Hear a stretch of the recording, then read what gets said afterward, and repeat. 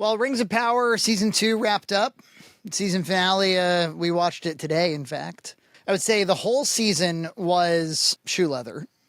Yes, absolutely. It was just like smithing the rings, like, oh, how many rings are we going to make? Where are we going to find the material for the rings? I don't really want to make the rings. And it's just all of that stuff. And then occasionally you'd go back to like Gandalf being like, who am I? Am I Gandalf? And like, of course you're fucking Gandalf. I'm watching it. I'm like, this is expensive, but what am I saying? Like, so there's some interesting things in there. Like, I don't know, kind of like was it Anatar, whatever his name is, Sauron. He's got this strange relationship with Celebrimbor, like they're kind of like a toxic gay marriage or something. And so you're just like, it's kind of interesting. But I kind of like the part in the finale where he was just like shooting Celebrimbor as like spoilers, by the way. Yeah, who cares? If you care about this sort of thing, he's just like shooting him like as target practice. He's just like killing the shit out of him, I guess. Yeah, he's just like in the room and he's just like bored and shooting arrows at him. Because even though they do some moral relativism in this show, like Sauron is pretty decidedly. Yeah, well, they got a lot of episodes to fill. These things are fucking an hour and 10 minutes each. And that's really like, that's my takeaway is like a number of episodes at a certain duration were ordered and they had to fill it. And so it's all like, what can we have Gandalf be walking around? You know, ultimately Gandalf has the exact same arc in this season that he did last season, which is this Gandalf? Is this Gandalf? You're like, and yep, like probably. And there was like a lot of like weird like fake outs with his staff where he like picks up a staff off the ground. He's like, this is not my staff. And at the end, I think he just pick up a random staff off the ground. Yeah. And he's like, this is my staff. That's like, I thought be. there would be more of a I don't know, thing about it because they were building it up. And I thought it would be more than just I find it on the ground. At the Battle of Eregion, when Durin was supposed to show up and he doesn't, they had to like contrive a reason for like, so he's like, I would have showed up, but I was busy with my father. So they were too busy to show up. Yeah, well, and they kind of like evoke the movies like, look, the first light, it's the dwarves, and then they don't show up, and he's like, oh fuck. They like do a fake out because they know we've probably seen the movies. Is this starting to be a trope that Game of Thrones started, which is that the second to last episode of a season is a battle that you don't care about? Yeah, I mean, did it a few times. Yeah, the White Walkers, the Battle of the Bastards. The White Walkers. Yeah. Somewhat the battle in the second season of Hot D, although I actually like that battle. No, that battle had a lot more going on. There was a story there, and the characters had motivations, and there was consequences. And this, it was like, it was obligatory. It was an obligatory battle after a bunch of shoe leather. They certainly spent money on it. It's a strange thing, the issue of money, because it's not Agatha all along where you're like, God damn, this thing is in like a sound stage that's like 10 by 10. Yeah, they went to like Michael's and got like fake leaves and put them all around the sound stage. No, this looks legit. I mean, but yeah, it's just. But sometimes the camera motion just feels so uninspired and unmotivated, and like it feels like people are miscast in a lot of cases. Yeah, Galadriel's definitely miscast. Yeah, and in the wrong role. She's not a warrior. I think Elrond is too. I don't think he's well cast. I don't think that the High King of Elves seems like a fat guy. Durin and his dad are pretty well cast. At the end of the day, I don't really know. Like the story of Durin and his dad is like toxic masculinity. Like, is that what this is? It's like, Dad, I want you to love me. I can't love you. I love my jewelry. I love the ring. I love your father too, but you have to kill your father or else I'm going to fart.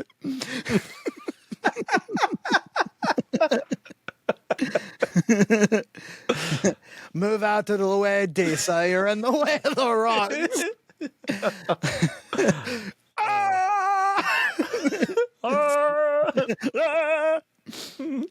Yeah, all that stuff's ridiculous. Just like the way she just like, yeah, they're in the market. She drops the ball and it rolls away, and she's chasing it. And it like stumbles into the Balrog. Or There's a whatever. feckin' Balrog down there. It's like 5 feet from the market. I wouldn't have expected that the Balrog would have been dug up like 5,000 years ago. I would have thought he would have been down there. Like, it would have taken a really long time for the dwarves to. When they were like the dwarves delved too greedily, I thought it was like over the generations they wouldn't stop, But Yeah. no, in this version, was it's an like one accident. dude did it. Yeah, it was a Rube Goldberg machine. The dad, the King Durin, like he digs too greedily with a ring. The only rings that were evil were the ones that had the ring raves. So I just didn't don't know. understand how are they all evil now? I'm not really sure. Oh, the dwarvish ones are more evil because you created them with deceit. The secret ingredient was love, or whatever. Somehow, like your feelings while you're making the rings affect the rings. So the elvish ones are, in theory, more pure. I think that's the idea. I love Lord of the Rings, the Peter Jackson trilogy, but I always did find the mechanic of the ring and Sauron to be like a little. I bumped into it a little bit. I'm like, so. You killed him, but you didn't really kill him because the ring is still there. So why would he have put his power into the ring? Isn't that kind of like a single point of failure? Like, it seems like not the And smartest what thing. is the power of the ring? Like it was. Yeah, like does it just make you? Because the only time we ever saw it, like when people would say like, "We'll use the ring," I'm like, I don't know what that means, because all I've ever seen is Sauron like just hit a lot of people with a hammer when he had the ring. And then like not the Elijah Wood with his stubby little fingernails. He puts the ring on. And he disappears, and so that's all we really see, with the close up of his really short, weird, gross nails. And it didn't make Sauron so powerful that he was invulnerable to like a cheap shot by Isildur. You got that in. Isildur like holds up his hand. He's like, eh! Yeah. So I always thought it was, but it works because there's only one of them, and it works as a symbol of evil, a symbol for addiction. As far as MacGuffins go, the One Ring is a pretty darn good one because it's a character too, and you can really dramatize it and make it seem heavier than it really is, and this kind of thing. And it's more about its effect on people. But yeah, that when you then like take it a step further and you're like, that basically they all have the One Ring, like that's kind of cheapens it, don't you think? Like. Shit, I would think the better story would be like all of the rings of power are actually like lovely and powerful and bring a lot of prosperity, and then the One Ring, the Ring of Sauron, enslaves them all and corrupts. That would be the better story. But they wanted to get like evil rings right away. They wanted to jump to that ring. Yeah, because there's story there, and so anything that they can make a story out of.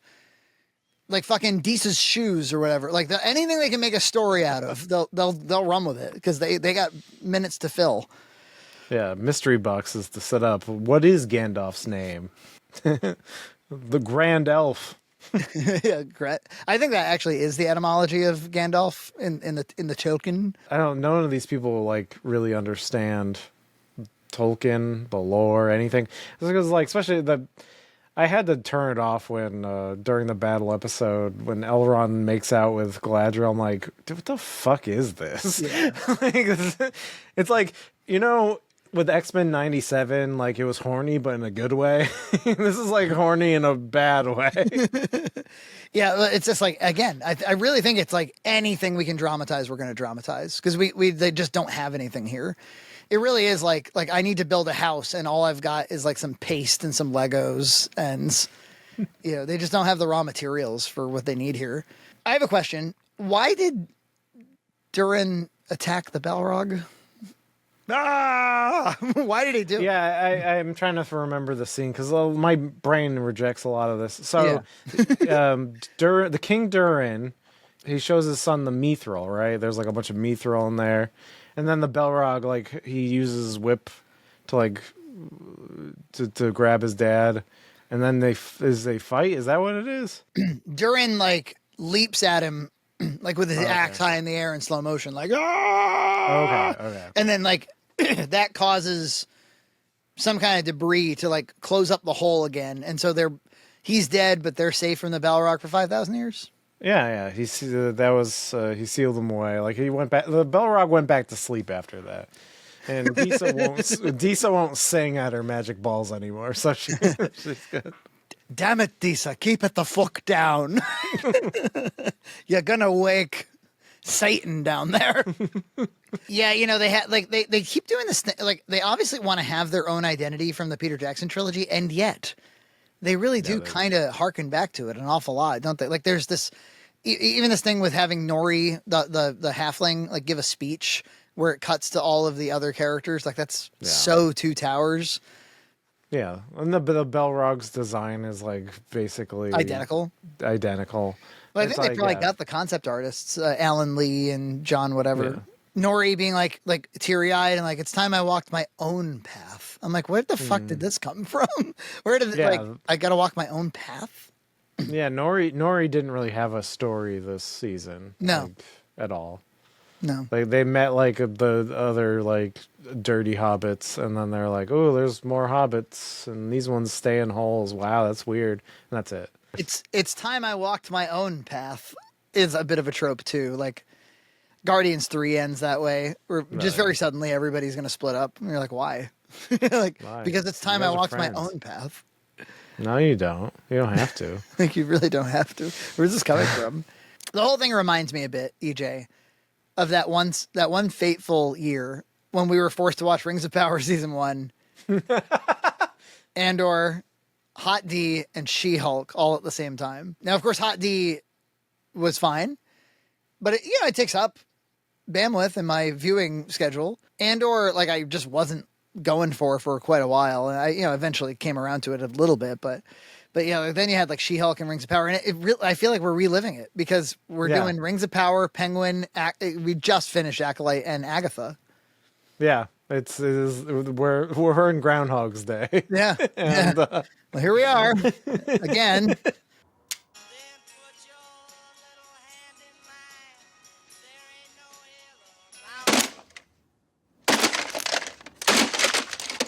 Subscribe to Red Cow Entertainment on Patreon for full episodes every other week.